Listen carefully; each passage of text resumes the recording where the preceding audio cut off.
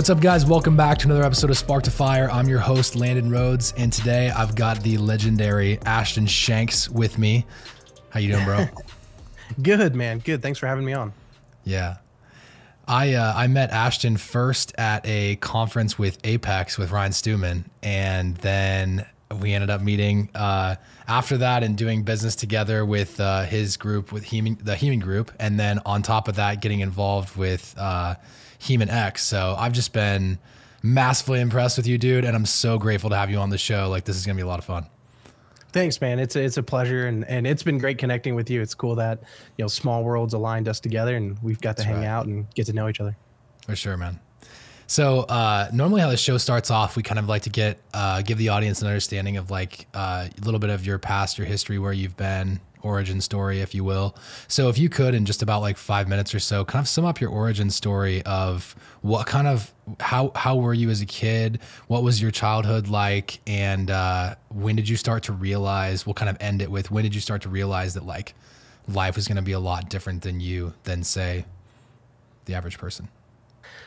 Yeah, so I'll try to make it fast. It is kind of a long story, and it's one that I haven't got to share often. But I guess as a kid, like I grew up faster than many, maybe out of necessity, just with home environments, family environments. And so me and my sisters, I think we grew up faster than the average person, just because of either the poverty that we had. You know, in our family, we had gone through multiple bankruptcies, and we grew up not well off. And I know a lot of people say that in the entrepreneur community, but this is like the, you know, park the car around the corner and walk home because you don't want the repo guy not to find the car. And oh my gosh, you gotta, you know, things like that. So, and, you know, spaghetti burritos because you've had spaghetti the past 3 days. And so putting a tortilla around it makes it fresh, right? Now it's something different. Yeah, exactly. So it's like, me and my sisters, we kind of grew up, I guess, in a pretty conflicted home. And so we had to kind of figure things out for ourselves for a while. And at an early age, I always felt like I was called, and I don't know if this is religious, but it's just who I am. I always kind of felt like I was called to something big, but I didn't know what it was for a long time. And actually, for the longest time, I thought I was to be a pastor. That's what I wanted to be. Wow. But my journey into marketing got started really young. I got started into marketing at 16, and I was a marketing director for this startup company. And the only reason I ever became the director was because I started with this lady. She was selling cell phone parts out of her garage, and I would literally go to her house after school and help her package up orders, and we would ship them. And it was back when eBay was a thing. Before Amazon, it was like eBay selling cell phone parts. And so a while into that company, about 6 months into it, they were growing really, really fast. They were originally doing about $300K a year just out of this lady's garage. And about 6 months in, they got to the point where they're like, we should start a marketing department. Ashton, you've been here the longest. Do you want to be our marketing director? And at 16, I didn't even know really what marketing was. But director sounded awesome in my title. So I said, sign yes. Me up. Yeah, exactly. Sign me up. I'm in for this. It sounds cool. And I remember going to Barnes & Noble that day, and my first books on marketing ever were Jab, Jab, Right Hook by Gary Vee, and Marketing for Dummies. Those are the first two books I ever read in marketing. And that company exploded. When I say exploded, I mean, like, at 16 years old, I was managing a department that was responsible for about $1.2 million a month in revenue after about 3 years of working there. Oh my gosh. The company as a whole, we had grown from the garage to a storefront to a warehouse, and eventually we're doing $3.2 million a month in revenue when I left. Ironically, this is my best case study actually I've ever probably had, but I don't talk about it much because the funniest thing is, if you look it up right now on Google, Flash Technologies, Springfield, Missouri, you will see a letter in an article from the Department of Justice on a older lady, 68 years old, out of Nixon, Missouri, who was committed $90 million in fraudulent sales. No. I was the marketer behind that company. Oh my gosh, dude. I was 18 when I left. So all good. I was a minor, so I never got, but apparently the company actually got raided by the FBI. A friend texted me like 2 years later. It was like, hey, didn't you help grow this company? Jeez, man. That's insane. So long story short, you know, I think if nothing else, out of just maybe dumb luck and hard work, I learned so much about marketing in that season of my life because we were making so much money as a company. Maybe the owner wasn't exactly a good business owner and didn't really know how to manage finances at that level. So any idea I ever had, they just let me run with it because we were making money and I'd done well so far. And so I got to kind of grind my teeth there at a really young age. And then another company had heard about our growth. They offered me a chance to be a director of marketing for them. And as an 18-year-old guy, 18 now, 18 years old, maybe just shy, maybe 17 is when they started the conversation. And this company was radically different. Their average customer was a 72-year-old female, and they sold bags and fragrances and candles online. So radically different. And I learned a completely different side of marketing and strategy at that company. Whereas the first one was explosive, fast growing. This one was very slow and calculated. And as an 18-year-old kid trying to sell candles to a 72-year-old woman, it's completely out of my element. So I learned a completely different side of marketing there. Long story short, at this point, again, I didn't want to be a marketer or entrepreneur. It wasn't even a concept for me. I didn't really even think about it. I just wanted to be a pastor. We moved to New Orleans, helped plant a church down there. And in about 2.5 years, I was kind of the creative director, did a lot of the video and photos and stuff like that. And then about 2.5 years later, we moved to Seattle because I wanted to intern at this church and so that I could become a pastor. And so we moved to Seattle, helped plant another church there. And around this time, internet marketing was starting to become a thing. Like the Sam Ovens was starting to burst onto the scene. And I always remember like his ads, right? His ads was him sitting in a dark room and it was a New York City from his penthouse. Oh, yeah. The pictures, right? Those were like his first like starting out into the ads. And so at this time, again, I didn't really understand what internet marketing was and what it actually meant that they were trying to do. But it was starting to pop on my radar. And at this time, I was working at Verizon. I was doing sales because I wanted a job that could allow me to transfer around. And because I was in cell phones in the past at Flash Tech, I was like, let me sell cell phones. I know everything about cell phones. Let me sell them. So eventually here, I see an ad pop up on my news feed. And this is kind of where I start merging into this online world. I see this ad pop up on my news feed, and there's a guy in this ad that I recognize. And this guy was actually my worship pastor for the church I used to go to back in Missouri. This guy's name was Taylor Welch. Oh my gosh, and that's how you found it. This is how I found Traffic and Funnels. And at that time, again, like, I don't know what they're doing, but I'm like, hey, that's a guy I recognize. He used to play piano when I was in like 8th grade. And I was like, let me like their page and I'll follow them, just support. It's kind of cool to see what they're doing. I don't know what consulting means, but that's cool. Right? What year is that roughly? Oh man. 16? Yeah, this is probably 16, maybe 15. Just getting started then. Yeah. Yeah. 16 or 15. And then a little bit later, a buddy of mine joins this program and starts making $20K a month. And I knew this guy in high school. He was a friend of mine. And to be honest, I was always like, well, if he can do it, I can do it. And I was like, what is this guy doing? You know, that's kind of the classic entrepreneur spirit, right? If they're doing it, why can't I? How hard can it be? Yeah. Well, this guy's name was Ryan Steenberg, and he's a really good buddy of mine. We went to school, and that's crazy. And it's just like, man, this small world is starting to collapse, and I'm starting to see this. And all of a sudden, I'm like, man, $20K a month. And what is he doing? Facebook ads. Facebook ads. I did that for Flash Technologies. He's making $20K a month.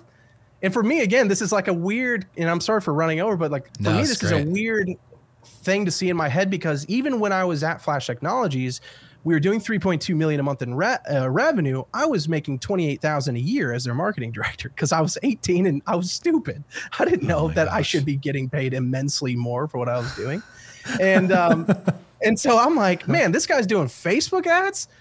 I can do that. So I start jumping back into marketing around this time, and I go work at an agency in Seattle, become a social media, their digital advertising manager, essentially.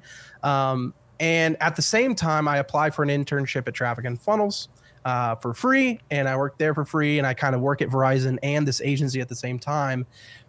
And then eventually I just kind of worked my way up. It graduated in. I got fired at Traffic and Funnels once actually, and then rehired a little bit later. I want to hear about that. Yes, oh, actually, dude, I think you told me that, or you told us that at the conference or something like that. Like you were the intern, right? You're like, who made this copy or something like that. You should definitely tell that story. That's super funny. Yeah, man. So when I was an intern, I was kind of, just doing everything that, no one wanted to do. That was kind of my concept to them. It was like, whatever you don't want to do, just let me do it. I just know I need to be near you guys. Cause I could see what they were doing. Yeah. And so, realistically, it was actually because I couldn't afford client kits. So I was like, well, maybe if I can just be an intern, then I'll learn exactly what they're teaching their clients. Yeah. So anyway, they fired me because of some mistake, like grammar. I'm like terrible at small details. Honestly, I'm so bad at it. And they essentially, I guess, Taylor told that person, whoever wrote this, fire them. And so they did, and they fired me. And then about a week later, Taylor messages me on Facebook and is like, hey, man, I'm just checking in, seeing why you quit. I was like, dude, I didn't quit. You fired me. And he was like, hold on. And so like he comes back like an hour later. He's like, I don't know what happened, but that was a mistake. Would you come back? And I was like, well, I wasn't getting paid. And he was like, well, we'll start paying you. Okay, cool. So that was my start into Traffic and Funnels. And then from there, the rest is history. I just kind of worked my way up, became a media buyer, and then became a senior media buyer, and then marketing director, and then eventually the director of paid advertising.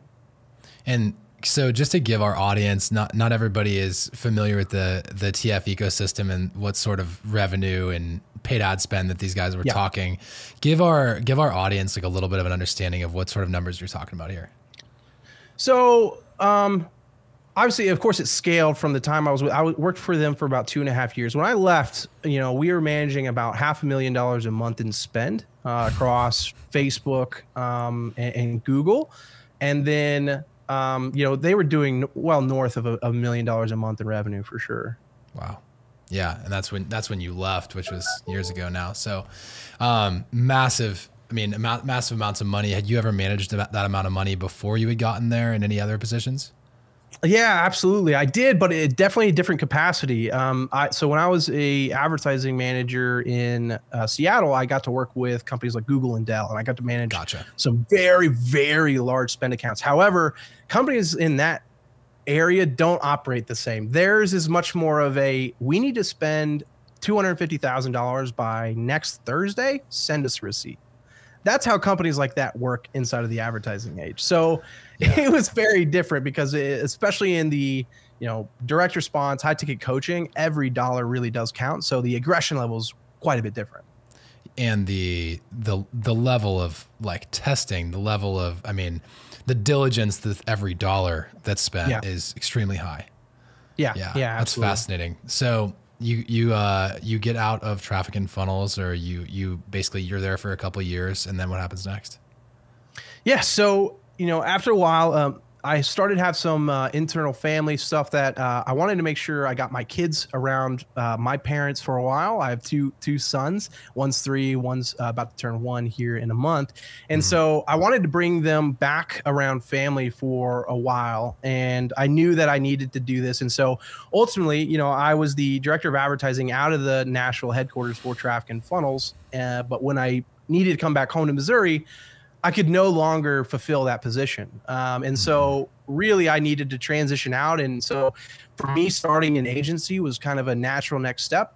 People would always ask me to run ads, and I just said no. So it was just a matter of me saying yes. And Hemon Media kind of just got started, just kind of out of necessity and natural transition. Mm-hmm. What does Hemon mean? So Hemon represents, I'm a little bit of a history nerd, and I always believe names have meaning, or I like to give names meaning. And so Hemon was the nickname for the architect of the Pyramid Giza. And in my head, it was the concept of pyramids shouldn't exist. Like, we don't even know how they made them really. Like, how are they so perfect? They didn't have the machines they had back then. They just had slaves, and now we're to the point where like aliens must have made them, right? Like that's how they made them. Yeah. And in my head, it was like, I wanted to build that. I wanted to build a company that when people look at what we do, whether it's for our clients or for ourselves, they go, that should not be possible, but it happens anyway. And the reason it happens is because we have architects that specially design things perfectly. And that's what I envision us do for our clients, is we're the people who can pull off something that no one else can, because we are the architects of direct response marketing, and we can do it better than anyone else. Phenomenal pitch. Love that. Yeah, you could tell that just bleeds out of you. And I want to give like a shameless plug to people who are considering working with Ashton, his team. What we learned from specifically, and he'll get into this part of his business too, but they've got a coaching program where they're actually training media buyers on how to think this way.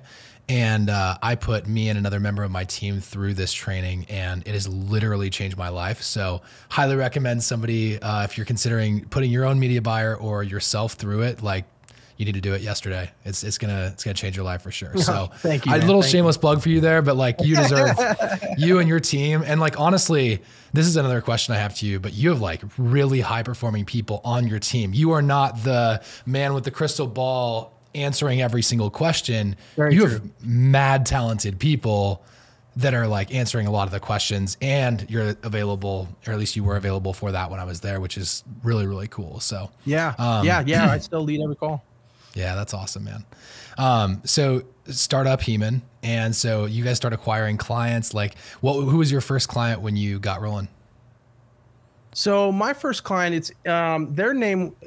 So their name was Truzy, and actually I got them before I had worked. I think we're going on about 3-4 years now of being their client, and they were probably my first client ever. But when we started Hemon itself, I think our first client was probably Redline Steel. I think Redline Steel was our first Hemon Media client. It's in a lot of the trainings, so I know all about that. Yeah. That's awesome. So really, really interesting product. Obviously affected, massively affected by the markets, because steel prices going up, down, changes their biz a lot. But that's super cool. So when you had already built up so much clout by all of the different work you had done for other different businesses. So when it was time for you to sell to somebody, it was just a matter of, like you said, just saying yes. Yeah. Even up to today, I mean, we still have never done any kind of outreach or ads or promotions to promote the agency. It's been entirely just people coming to us because they've heard of us from someone else. That's super cool, man. It says a lot about you and your team for sure. So how have you developed and retained the level of talent that you have on your team? Because these individuals, obviously, they are hyper capable of making money by themselves, because in order to get to the level of where you guys are spending how much you're spending, they could go off tomorrow and start up their own thing. But what are you doing different that's allowing you to just retain these people and build a massive business? Yeah, I think in the beginning, so there's like almost kind of two phases in my head. Like in the beginning, obviously I think it was, I had to attract the right people, and I think people recognize when someone else is cut from the same cloth, and I knew that's what I was looking for. And in the beginning, I would say actually I didn't do that correctly. I didn't build a good team. I think in the beginning, what I believed was important in an ad agency was the results, and that's all that mattered. And I quickly found out that that's actually not true.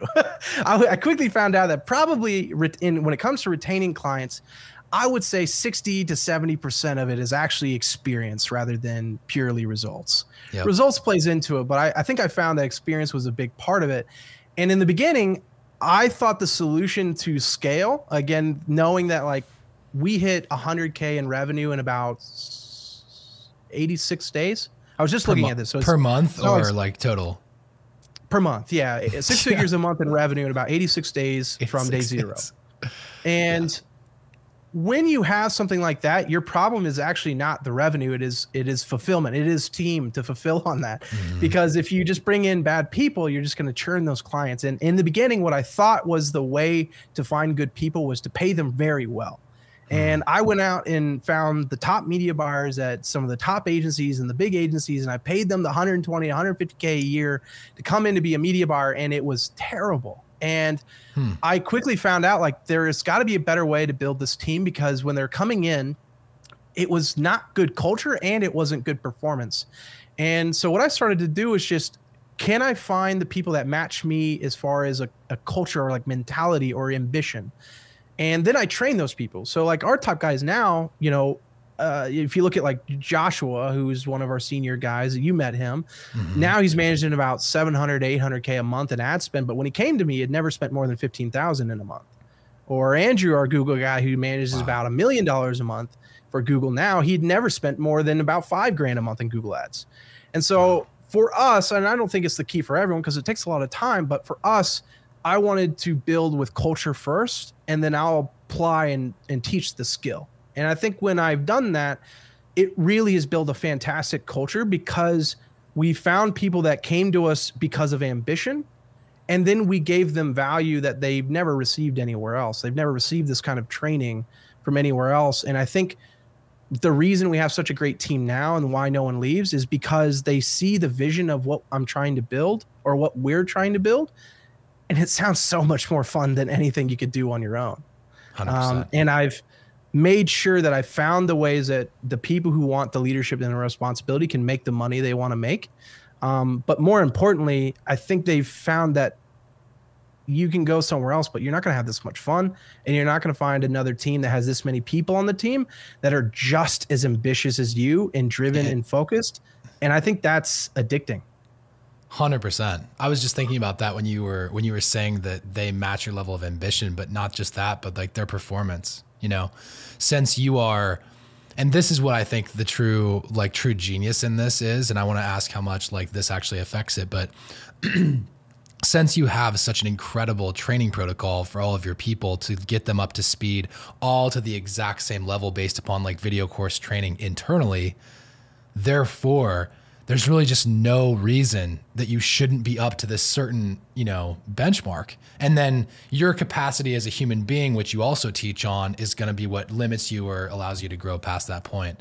So what would you say like the percentage of it is of like your ability to train these people, not just train them, but like the success you've had? How much would you put that directly to the training that you've created internally?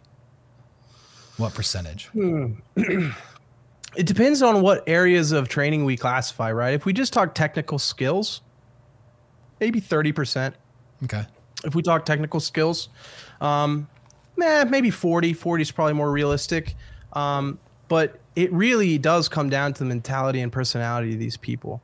And I think one of the things that has become which is a part of our training, but is not really a technical training, is that culture side that you talked about, like the personal development, how to plan your days, how to learn biology management, how to learn your energy cycles and your focus cycles, how to even focus. I mean, dude, that's one of the biggest problems I think most business owners are going to face, is that like schools don't teach people how to handle stress.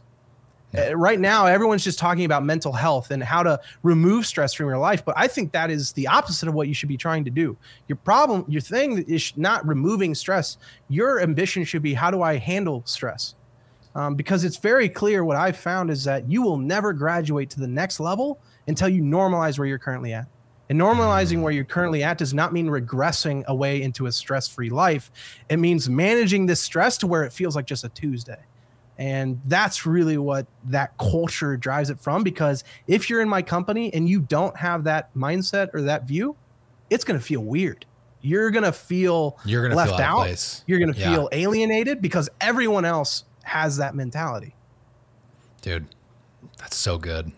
We could stop the podcast right now and that would be the message that everybody needs to hear as a business owner. But like, so as someone who's been like, I've seen some of that training. I don't know if I've seen all of it, just because a lot of it is inside of Hemon, and that I've absolutely applied that directly to our team here. And it's been fascinating to watch. So it's funny what you say. I've actually seen this or heard this mirrored on a couple of different podcasts I've done with really high performing CEOs. And they've all said the same thing, where culture is at its best when it kicks out the worst people automatically. Like, and it not so much that they're like mean to them or they're not being inclusive, but more so people kind of just get in there that aren't a culture fit and they just go like, oh man, like this isn't right. Like something isn't right. I'm not right for this. And then they self-exit and then there's like no drama. They're just like, no, this just wasn't for me. And meanwhile, Yeah. you're No, that's like, 1000% true.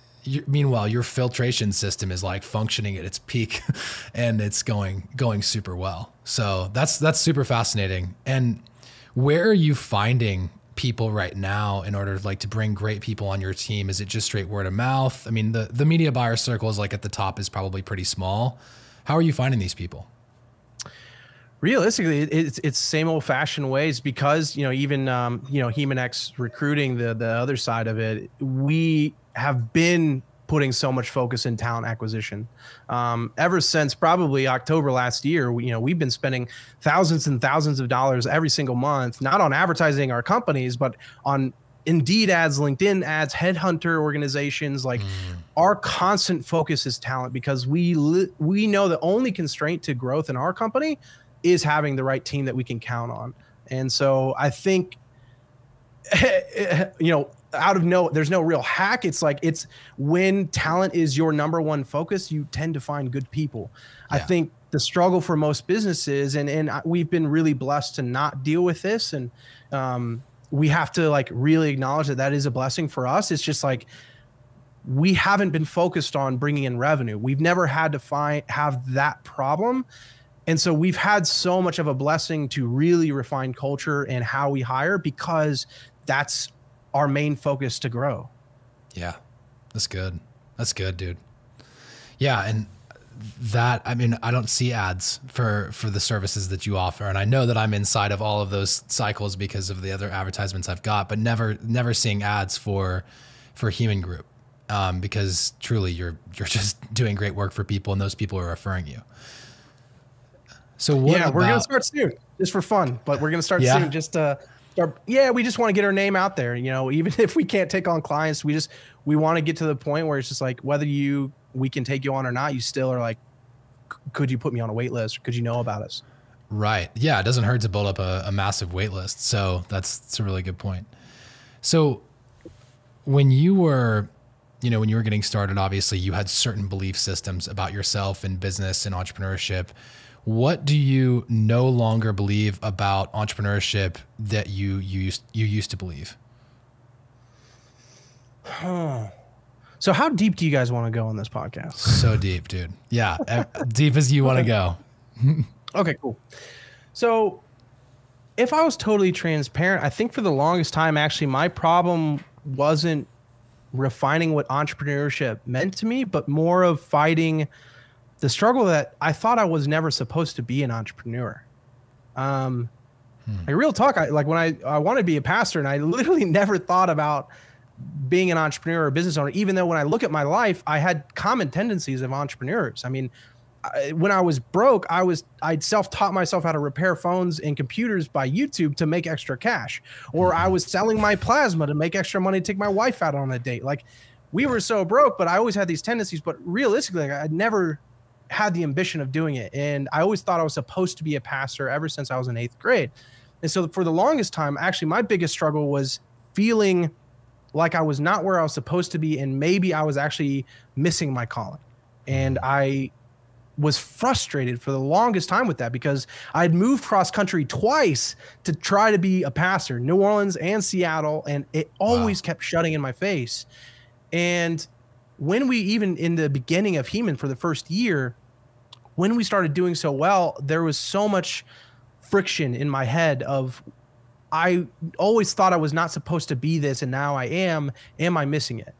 And now it's come from a place of stewardship, I would say, that I still don't know if entrepreneurship is what I'm supposed to do for the rest of my life, but I know it's on my plate right now. And what's got me to where I am now is because I've always looked at, what do I currently have in front of me? Whatever that is, I'm choosing now to go at it as hard as I can, because I refuse to look back and say I mismanaged what was in front of me. Therefore, I missed out on what I could have done. And so for me right now, I don't even know what entrepreneurship's supposed to look like. I have a plan for what I'm going to do, and I'm very confident in what I think I'm supposed to do. But for me, the word is stewardship. Treating what I have with the best possible outcome that I can give it. That's so good. And it speaks to your ability to like retain clients too, taking care of what you do have, so more will be given unto you. And like, that's biblical also. So that really plays alongside. And when you were wanting to be a pastor, did you, and so this is a really interesting topic. So yeah, this might get pretty deep, but, was there a time when you thought not only that you might be missing it, but that the highest calling of you was pastor, and that being in a business wouldn't have been as high of a calling as being a pastor? Yeah, absolutely. That was 100% it. It was, I thought I was called to vocational ministry, and I thought I knew what that looked like. And I thought I knew how that process was supposed to be, because I grew up in the Bible Belt. I grew up in Missouri, where you go straight into ministry school and then you become a pastor, and then you speak on stages, and then you go to conferences, and like, that's the life, that's the dream life that you're supposed to do. And even for me, it's funny, like, and I have to be careful, because it's almost feels disrespectful for all the people who are working their butts off to get where they are in business. But even when we hit 100K a month or 200K a month, like, it didn't affect me, because I still felt like I was missing the top. The top for me wasn't business or revenue, it was impact. And I thought impact, the epitome of impact, was being a pastor. But the moment that started changing for me was when I actually started seeing the behind the scenes of church plants and church building, and what churches actually do for everyone. And some are incredible, but the vast majority of churches right now will have far less impact than my business does currently. And that really started to change things for me. When I saw the checks that I could write out to organizations, or I saw the amount of people that are not, you know, and again, like, if you're listening, and not religious, apologies, but this is just my perspective. But the amount of people who are not Christian, or do not believe in God or any kind of thing, calling, special purpose, the amount of people that I got to communicate on a daily basis like that, I was like, man, I'm literally talking to more people than I did when I was a pastor in New Orleans or in Seattle. And that really started to change things for me. It doesn't have to be a church in order to impact people and change lives, and, you know, win people for God's kingdom. Yep. 100%, dude. There was a conference I went to when I was, it was planting the church in Seattle. There's a conference I went to in Alabama, and one of the keynote sessions was how pastors can communicate in a way that business owners or the business minds understand, which really perplexed me. I was like, what is that? I got to go check that out. And it was an incredible keynote in this session, because they were talking about, like, listen, 80% of your income, the church's income, is going to come from about 10% of your audiences. And those people are business owners. But most pastors do not know how to communicate to business owners. Therefore, they miss out on impact opportunities that are possible, because they don't know how to speak business language. Churches do not know how to put vision in a quarterly goal, or in actual metric KPI, OKR for a church. And this guy was teaching pastors how to do this. And the coolest thing about this session was it was led by a guy who was not a pastor. He was actually a multi-millionaire who owned like 6 different 8-figure companies, who pro bono helps this organization lead all of their finances. It's like, you know, 9-figure organization, and he helps do their finances because he's so successful in business, and now he's merging the worlds. And for me, that's when it clicked. For me, that was like, I don't know what is the plan, but this is what's in front of me, and if he can do it, I can do it. 100%. That I think we're a lot alike in that way. When, you know, a couple of my friends asked, like, so, you know, what do you want to do, or what's something else that you want to do on top of your impact of just what you guys are doing at Grindstone? And just like the long-term impact is this will become my version of ministry. And I, unlike you, I never had that necessarily was like, you know what, that's what I'm going to do when I grow up, as far as like being a pastor or anything like that. But then I kind of look at the characteristics of a pastor and what they do. And I talked to my fiance about this, and she's like, yeah, that's very pastoral. Those things, they all, you know, helping people get saved, helping people with their finances so they can make more money, be more successful, and then give back to a church or, you know, a cause that they care about. Like, all of those things move things forward and for God's kingdom. And people don't really associate that all the time. Yeah. Yeah, dude. Yeah. 100% right, man. It's so cool to see the impact that it has. And even inside of us and Hemon, a part of the motivation for our team is them seeing the impacts that we have on businesses. I mean, last year we had a company that had to hire 40 staff members in the middle of the pandemic because they were overloaded. Their warehouse began to fulfill 24/7. They had shifts all day, all night. Wow. And we got our team to look at this and it's just like, guys, look at this. Like, one, like you've changed 40 people's lives, giving them jobs. But now what is the repercussions of what we've done for this business owner? 50% of marriages nowadays end in divorce. Majority of the time, the reason they end in divorce is because of money. And if we as a business can help business owners, we're not saying that we're going to stop people from getting divorced. Right. But we're going to make damn sure it's not because of money. Right. And that's big. Well, and think of the secondary and tertiary stresses that come from money when people aren't actually saying, oh, it's because of the money. It's because money didn't allow you to then have the ability to go do all of these things because money 100%. buys choices and freedom. Yep. And so you didn't have choices or freedom and therefore you were boxed in. Money's the answer to that solution. Oh, that's so cool, dude, that you have made that transition in your mind and really accepted like, this is how I'm going to perform that, or this is how I'm going to pastor people and minister to people. Thank you. Yeah, it's super cool. What mindset shifts did you make from being a 6, 7, and 8 figure per year earner? Like what massive changes in your mind did you have to make?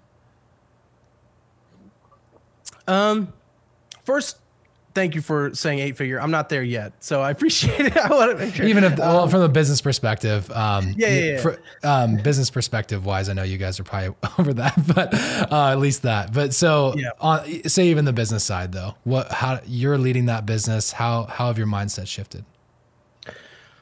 I think the biggest shift I had to make in the beginning, which was counterintuitive from what I knew, was it's almost a fatal flaw of mine. I naturally, as a person, I run better on dark energy. And what I mean by that is like, I'm the guy who I want to put in the AC/DC. I want to hype myself up. And then I'm just going to go to town for 18 hours and whip something incredible out. And I love that feeling. I love the feeling of looking at the clock and seeing 30 seconds on and I've got to win the game.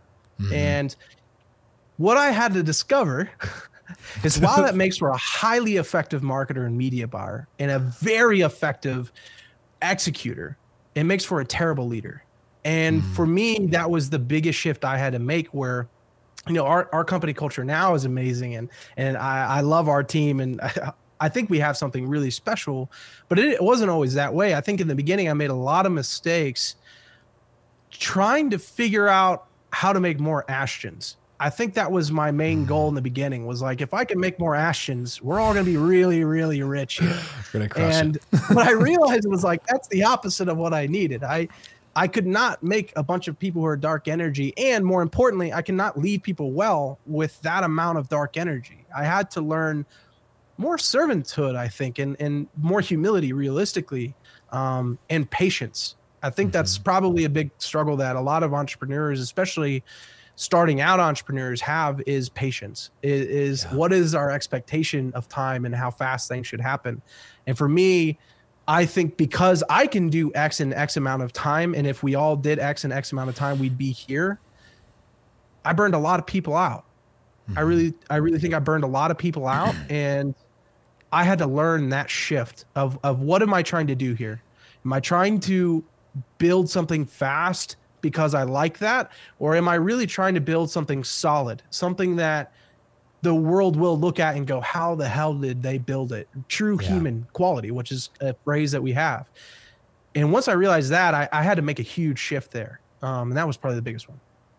Yeah. It's kind of like starting with sand instead of those giant blocks in the bottom of a pyramid. You know, your foundational blocks are, they're going to last a lot longer, decades, millennia, if you will. So that's a good word, man. I would say that several CEOs, founders go through that exact phase. I went through that phase. A lot of people that I respect went through that phase as well. What was, Yep.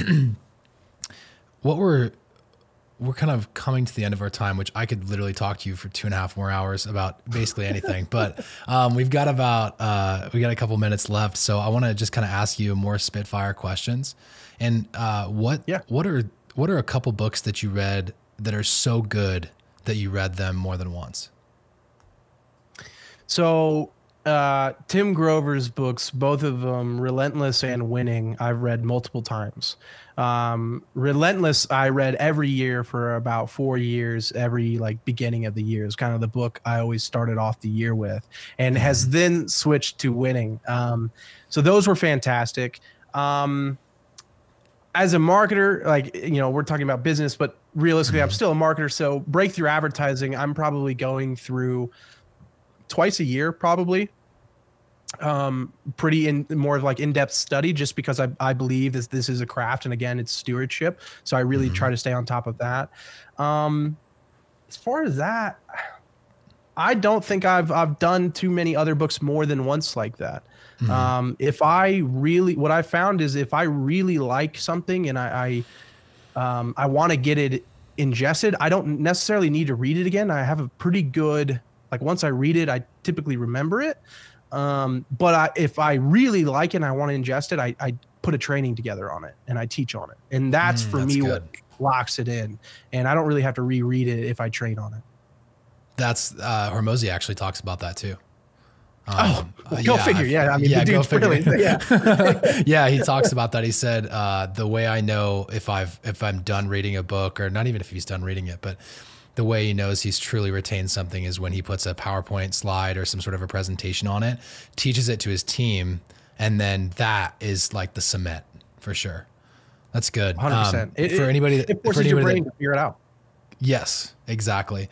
For anybody that's not familiar with breakthrough advertising, that is one of the greatest books on marketing that's ever been written. It went out of print, and then a guy named Brian brought it back into print and is currently making his well-deserved killing off of the sale of that book. I remember the first time you told me that, bro. You're like, when we were at the Apex thing in Dallas, you're like, scientific advertising, and I'm like writing like a madman sitting in the crowd.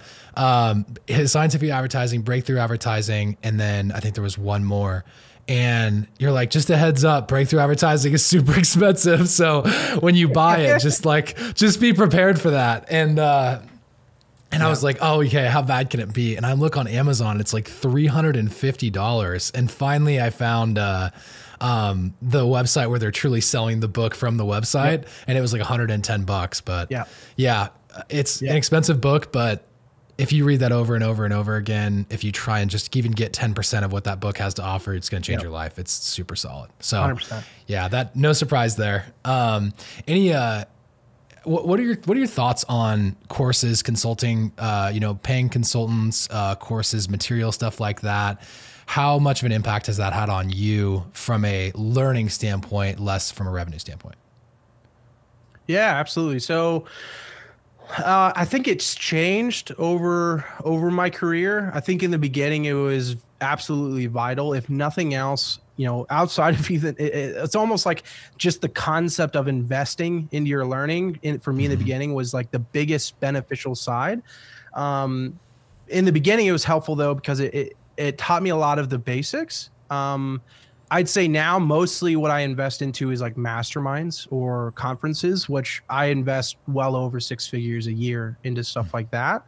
But even then it's more for the networking rather than what I learn. It's kind of tough for me to say like the value of other people. So if you're listening to this, it's like, I think you should probably, on average, you should probably be investing in courses and programs, 1000%.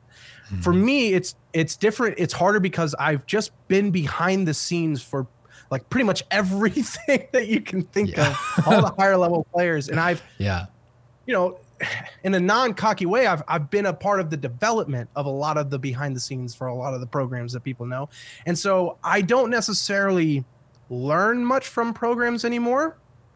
And I'm sure as I say this, someone in listening is probably like, well, that's because you're probably purchasing the wrong thing. And that could be true, but it's not. From personal experience, I haven't seen too many new things. Yeah. But in the You've beginning, been around the block. You've been around the just block a and little bit. and then invented your own blocks and then sold them for people sold them to people and made great money doing that for good reason. And, I 100% agree with you. On average, I think the average person absolutely should be investing in courses, material, stuff like that. But when you get to a certain point, I do believe that you need to look more inward and then start looking for other examples outside of your specific niche to then inform how you can get ahead of where everybody else is at today. Yeah. And I think, probably the biggest roadblock, I'm sorry to cut you off, but like the biggest roadblock here for my thing and what I see people do over and over again is they're just buying stuff to buy stuff. Yeah. And they're not giving themselves, like, they're not going into it with what is the exact outcome I expect from this. And I think if people did that and stopped letting the awesome marketing headlines that guys like me create and really just ask themselves, like, if I bought this, what is the one thing I'm going to walk away with that will make this worth it? And people just don't do that. And so they go in and then they just don't consume the content or don't apply it. And it's just another program or course that they purchased and haven't really helped with. Yeah. Actually executing on what they purchase. I think we've all fallen victim to that, and 100%. It's something that plagues a lot of high performing people or people that want to be high performing people. I love this exercise, and I would love you to just share a little bit about like your and Taylor's come up from handwriting copy. Talk about like what handwriting copy has done for you, because that exercise literally, when I've done that and I heard other people talking about it and I did it, it literally changed my life. So I just love if you'd share a little bit about that. Yeah. So handwriting copy is probably actually for a lot of people, if you're wanting to get good at copy, that's probably the best thing you could start with. But handwriting copy is a practice I learned from Taylor when I came in. And when I was an intern, his whole thing to me was like, you're going to need to learn how I write. And at the time I didn't know how good he wrote. I was just like, okay, yeah, sure, whatever. And he was like, this is what you're going to do. Here's a list of my emails. Here's my Facebook posts. I want you to go handwrite these out. Because as you do this, you're going to start to learn naturally just how I flow. And so then it started to replicate into, okay, well, what I've found is, or what science has proven is, like, obviously when you write stuff down, it's just another lever that your brain is using to learn something, right? You have the, physical hands-on learning, then you have the visual, and then you have the audio hearing or the audio learning. But so many people just focus on the watching and the listening, but they don't actually do the writing. And so I think a big teaching resources that people are missing out on is just simply writing things out, because when you're doing that, you're communicating to your brain a flow and a style that you subconsciously will just start mimicking. It doesn't happen right away, but what I started doing was every day I would set a timer for 15 to 20 minutes, depending on the day, 15 to 20 minutes. And I would have a sales letter of copy and I would handwrite it out. And I started with, if you want to learn copywriting, Gary Halpert is the person that I like to flow the best. And honestly, that's where Taylor learned a lot of his flow, was Gary Halpert. And I started hand copying his stuff out. And, I would do that every day. I did for about a year straight. And I filled up so many journals. But at the end of it, like, I just found that when I started now, I'm not hand copying, I'm just writing an email, I would start mimicking the flow that I was hand copying in those sales letters. And it just started happening naturally. And so for me, that's been one of the best resources I've done to develop as a marketer and a copywriter. That's so good.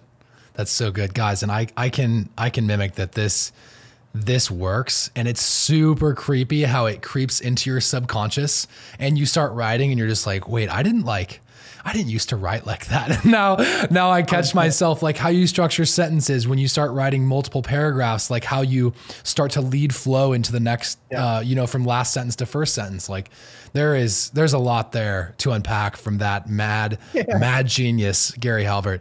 Highly recommend you guys check out, if you want it's like partially a good laugh, but also like a very interesting case study, is Boron Letters. You had me read that. I remember I read that on the way home from Dallas, literally had it read by the time I got home, because Gary is such a brilliant writer that like it's so rapidly consumable. So like I read that book in record time. I've never read anything faster in my life because he's such an incredible flow writer. So it's super cool.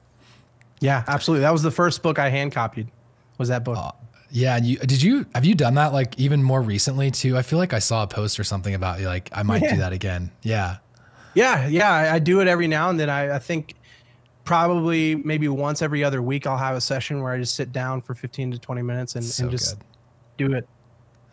And guys, that's something to take from this interview as well with Ashton, is that you are obsessed with being a practitioner. And I really respect you for that. You're not just getting to a certain point and then, passing that responsibility down to other people. You're constantly sharpening yourself and figuring out how can I be the best practitioner and lead the pack in that way.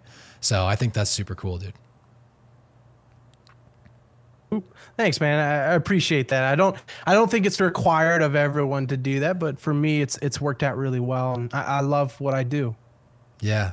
I feel I'm going to save like the last half of these questions, hopefully for another episode sometime in the future. But, I want to finish up with just one last question. So if you could go back to your 21-year-old self and you could give that dude some advice, what would you say to him? Even though, let's go 16, because he was sitting in a warehouse helping some crooked lady to grow her business. Outside of that, this is an interesting question because it actually has been one people have asked me a lot lately. Mm-hmm. The weirdest thing, and I don't know if this is still an answer from ego inside of me or not. I'm still trying to figure that out. I think I still have a lot to learn as a leader and as a CEO. But to be honest, dude, I think I would just tell myself to keep going.